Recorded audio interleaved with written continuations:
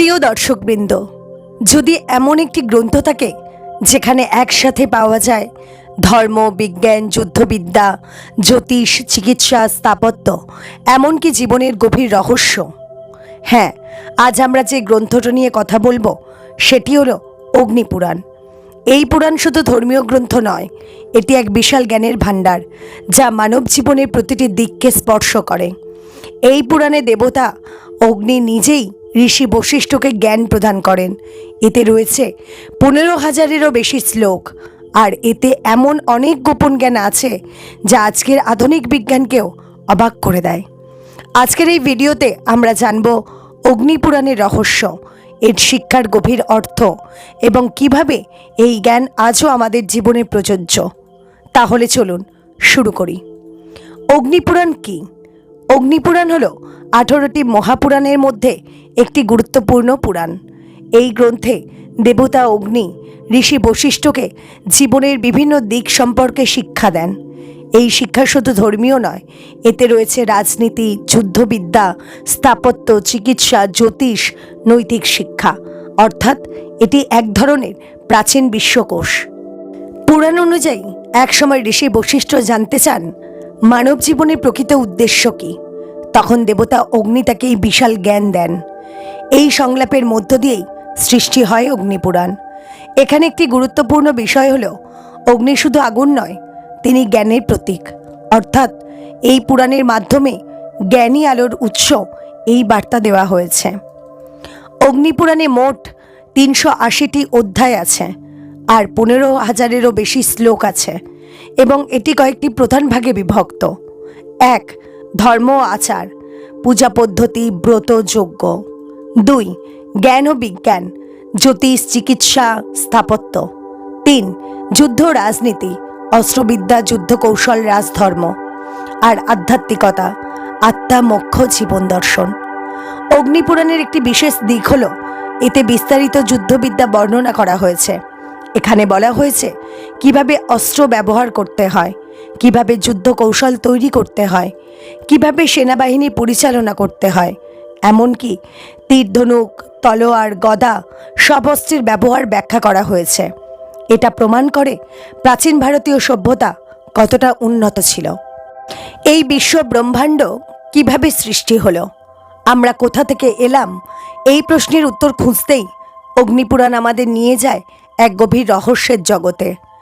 অগ্নিপুরাণ অনুযায়ী শুরুতে ছিল শুধু অন্ধকার, না ছিল আকাশ, না ছিল পৃথিবী, না ছিল সময়, না ছিল জীবন। এই অবস্থাকে বলা হয় প্রলয় অবস্থা। তারপর এক অদৃশ্য শক্তি, যাকে আমরা পরম ব্রহ্ম বলি, তিনি নিজের ইচ্ছায় সৃষ্টি শুরু করেন। অগ্নিপুরাণে বলা হয়েছে এই সৃষ্টির 3টি প্রধান শক্তি। ব্রহ্মা সৃষ্টি করেন, বিষ্ণু পালন করেন, মহেশ্বর বা শিব সংহার করেন। এই 3 শক্তি মিলেই সৃষ্টিচক্র সম্পূর্ণ হয়। এখানে একটি গভীর শিক্ষা রয়েছে। জীবনের সৃষ্টি, স্থিতি ও ধ্বংস সবই প্রয়োজন, পরিবর্তনই প্রকৃতির নিয়ম। অগ্নিপুরাণে পৃথিবীর সৃষ্টি নিয়ে একটি আকর্ষণীয় বর্ণনা আছে। প্রথমে সৃষ্টি হয় আকাশ, বায়ু, আগুন, জল, মাটি। এই 5টি উপাদানকে বলা হয় পঞ্চভূত। এই পঞ্চভূতের সমন্বয়ে তৈরি হয় পৃথিবী, প্রাণী, মানুষ। অগ্নিপুরাণে মানুষের সৃষ্টি শুধু শারীরিক নয়, মানুষ তৈরি হয়েছে দেহ, আত্মা এবং চেতনার সমন্বয়ে। এখানে বলা হয়েছে দেহ নশ্বর, আত্মা অমর, চেতনা হলো জীবনের চালিকা শক্তি। এই শিক্ষাটি খুবই গুরুত্বপূর্ণ যে আমরা শুধু শরীর নই, আমরা একটি চেতন সত্তা। অগ্নিপুরাণে বিভিন্ন দেবদেবীর বর্ণনা রয়েছে, কিন্তু এখানে দেবতাদের শুধু পূজা করার কথা বলা হয়নি, তাদের প্রতীকী অর্থ ব্যাখ্যা করা হয়েছে। যেমন বিষ্ণু স্থিতি ও সামঞ্জস্যের প্রতীক, শিব পরিবর্তন ও ধ্বংসের মাধ্যমে নতুন সৃষ্টি, লক্ষ্মী সমৃদ্ধি ও সৌভাগ্য, সরস্বতী জ্ঞান ও বিদ্যার প্রতীক। এখানে একটি গভীর বার্তা আছে, দেবতারা আমাদের ভেতরের শক্তির প্রতীক। অগ্নিপুরাণে অগ্নি শুধু আগুন নয়, তিনি জ্ঞানের আলো, তিনি শক্তির প্রতীক, তিনি শুদ্ধতার প্রতীক। প্রাচীন যুগে যজ্ঞের মাধ্যমে অগ্নিকে দেবতাদের সাথে যোগাযোগের মাধ্যম ধরা হতো, অর্থাৎ অগ্নি মানে মানুষের প্রার্থনা এবং দেবতার শক্তির সমন্বয়। এই অংশ থেকে আমরা শিখি জীবন একটি চক্র, স্থিতি, সৃষ্টি, ধ্বংস। পরিবর্তনকে ভয় না পেয়ে গ্রহণ করতে হবে, নিজের ভেতরের শক্তিকে চিনতে হবে। একটি গভীর কথা হলো, যে নিজেকে চেনে সে পুরো বিশ্বকে বুঝতে পারে। অগ্নিপুরাণের দৃষ্টিতে ধর্ম কী? আমরা অনেকেই মনে করি ধর্ম মানেই মন্দিরে যাওয়া, পূজা করা, কিন্তু অগ্নিপুরাণ আমাদের একদম ভিন্ন শিক্ষা দেয়। এখানে বলা হয়েছে ধর্ম মানে সঠিক কাজ করা, ধর্ম মানে সত্য ন্যায়ের পথে চলা, অর্থাৎ অন্যায় না করা, সত্য কথা বলা, অন্যকে সাহায্য করা, এই সবই প্রকৃত ধর্ম। অগ্নিপুরাণে পূজার বিস্তারিত নিয়ম বলা হয়েছে, কিন্তু এর আসল উদ্দেশ্য হল মনকে পবিত্র করা, আত্মাকে উন্নত করা। পূজার মূল ধাপগুলি হল শুদ্ধ মন, শুদ্ধ পরিবেশ, ঈশ্বরের প্রতি ভক্তি। এখানে একটি গুরুত্বপূর্ণ কথা হলো, শুধু নিয়ম মেনে পূজা করলেই হবে না, মন থেকে ভক্তি আনতে হবে। অগ্নিপুরাণের যজ্ঞ একটি খুব গুরুত্বপূর্ণ বিষয়। প্রাচীন যুগে যজ্ঞের মাধ্যমে দেবতাদের সন্তুষ্ট করা হতো এবং প্রকৃতির ভারসাম্য বজায় রাখা হতো। যজ্ঞের মাধ্যমে অগ্নিতে আহুতি দেওয়া হয়, মন্ত্র পাঠ করা হয়, কিন্তু এর গভীর অর্থ হলো নিজের অহংকারকে ত্যাগ করা, নিজের খারাপ দিকগুলোকে অগ্নিতে সমর্পণ করা। অগ্নিপুরাণ খুব সুন্দরভাবে পাপ ও পুণ্যের ব্যাখ্যা করেছে। পুণ্য কী? পুণ্য হলো অন্যকে সাহায্য করা, সত্য বলা, দয়া করা, ন্যায়ের পথে চলা। আর পাপ হলো মিথ্যা বলা, অন্যায় করা, লোভ, হিংসা, অহংকার। এখানে একটি গুরুত্বপূর্ণ শিক্ষা হলো, পাপ পুণ্য শুধু কাজ দিয়ে নয়, মনের ভাবনা দিয়েও নির্ধারিত হয়। অগ্নিপুরাণে বলা হয়েছে যেমন কর্ম তেমন ফল, অর্থাৎ ভালো কাজ ভালো ফল, আর খারাপ কাজ খারাপ ফল। এই ফল কখনো এই জীবনে অথবা পরবর্তী জীবনে পাওয়া যায়। অগ্নিপুরাণ আমাদের শেখায় শরীরের শুদ্ধতা, মনের শুদ্ধতা, আচরণের শুদ্ধতা, এই তিনটি মিলেই তৈরি হয় একটি সুন্দর জীবন। একটি গভীর কথা, যে নিজেকে শুদ্ধ করতে পারে সে ঈশ্বরের কাছাকাছি পৌঁছতে পারে। এই অংশ থেকে আমরা শিখি ধর্ম মানে শুধু পুজো নয়, সঠিক জীবনযাপন। ভক্তি ছাড়া পূজা অর্থহীন। কর্মফল থেকে কেউ পালাতে পারে না, নিজের ভেতরের খারাপ দিকগুলো দূর করতে হবে। রাজধর্ম কী? অগ্নিপুরাণে রাজধর্ম একটি অত্যন্ত গুরুত্বপূর্ণ বিষয়। এখানে বলা হয়েছে একজন রাজা শুধু শাসক নন, তিনি হলেন প্রজার রক্ষক, অর্থাৎ রাজা মানুষের সেবা করবে, ন্যায় প্রতিষ্ঠা করবে, দুর্বলদের রক্ষা করবে। ক্ষমতা মানেই দায়িত্ব। অগ্নিপুরাণ অনুযায়ী একজন রাজার মধ্যে থাকতে হবে ন্যায়পরায়ণতা, অর্থাৎ সবার সাথে সমান আচরণ, সাহস, অর্থাৎ বিপদের সময় ভয় না পাওয়া, জ্ঞান, দয়া এবং শৃঙ্খলা। যে নিজেকে শাসন করতে পারে না সে অন্যকে শাসন করতে পারে না। অগ্নিপুরাণে রাজ্য পরিচালনার জন্য অনেক নিয়ম বলা হয়েছে, আইন ব্যবস্থা, কর ব্যবস্থা, সেনাবাহিনী, প্রশাসন। রাজ্যের প্রধান দায়িত্ব প্রজাদের নিরাপত্তা, খাদ্য জীবিকার ব্যবস্থা, ন্যায় বিচার। এখানে বলা হয়েছে রাজা সবসময় প্রজাদের কল্যাণের কথা ভাববে। অগ্নিপুরাণে যুদ্ধের নিয়মও উল্লেখ করা হয়েছে, কখন যুদ্ধ করা উচিত, কিভাবে যুদ্ধ করতে হয়, কিভাবে শত্রুকে পরাজিত করতে হয়। কিন্তু একটি গুরুত্বপূর্ণ বিষয় হলো অযথা যুদ্ধ করা নিষিদ্ধ, অর্থাৎ যুদ্ধ শেষ উপায়, শান্তি সর্বোত্তম পথ। অগ্নিপুরাণে কূটনীতির কথাও বলা হয়েছে, সব সমস্যা যুদ্ধ দিয়ে সমাধান হয় না, বুদ্ধি ও কৌশল দিয়ে অনেক সমস্যা সমাধান করা যায়। কূটনীতির চারটি পথ, সাম অর্থাৎ সমঝোতা, দান অর্থাৎ উপহার, ভেদ অর্থাৎ কৌশল, আর দণ্ড অর্থাৎ শাস্তি। এই চারটি পদ্ধতির মাধ্যমে একজন রাজা তার শত্রুকে নিয়ন্ত্রণ করতে পারে। অগ্নিপুরাণ একটি সুন্দর সমাজের চিত্র তুলে ধরে, যেখানে সবাই নিজের কর্তব্য পালন করে, যেখানে ন্যায় ও সত্য প্রতিষ্ঠিত, যেখানে মানুষ একে অপরকে সাহায্য করে। এখানে একটি গভীর শিক্ষা হলো সমাজ ভালো হবে যদি মানুষ ভালো হয়।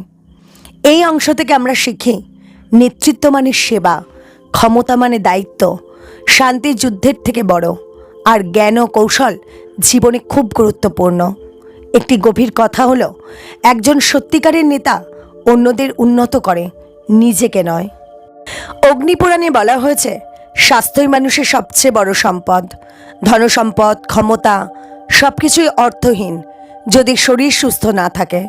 এই কারণেই অগ্নিপুরাণে চিকিৎসা বিজ্ঞান ও স্বাস্থ্য রক্ষার উপর বিশেষ গুরুত্ব দেওয়া হয়েছে। অগ্নিপুরাণে আয়ুর্বেদের অনেক গুরুত্বপূর্ণ বিষয় উল্লেখ করা হয়েছে। আয়ুর্বেদ অনুযায়ী আমাদের শরীর 3টি দোষ দ্বারা নিয়ন্ত্রিত: বাত, পিত্ত, কফ। বাত হল চলাচল ও স্নায়ুর কাজ নিয়ন্ত্রণ করে, পিত্ত হজম ও তাপ নিয়ন্ত্রণ করে, আর কফ শরীরের স্থিরতা ও শক্তি বজায় রাখে। এই 3টির ভারসাম্য থাকলেই মানুষ সুস্থ থাকে। অগ্নিপুরাণে বলা হয়েছে, যেমন খাদ্য তেমন শরীর। স্বাস্থ্যকর জীবনের নিয়ম হলো সময় মতো খাবার খাওয়া, পরিমিত খাদ্য গ্রহণ করা, অতিরিক্ত তেল মশলা এড়ানো, শুদ্ধ পবিত্র খাবার খাওয়া। এখানে একটি গুরুত্বপূর্ণ শিক্ষা হলো, শুধু শরীর নয়, খাদ্য আমাদের মনকেও প্রভাবিত করে। অগ্নিপুরাণে যোগ ও ধ্যানের গুরুত্ব বলা হয়েছে।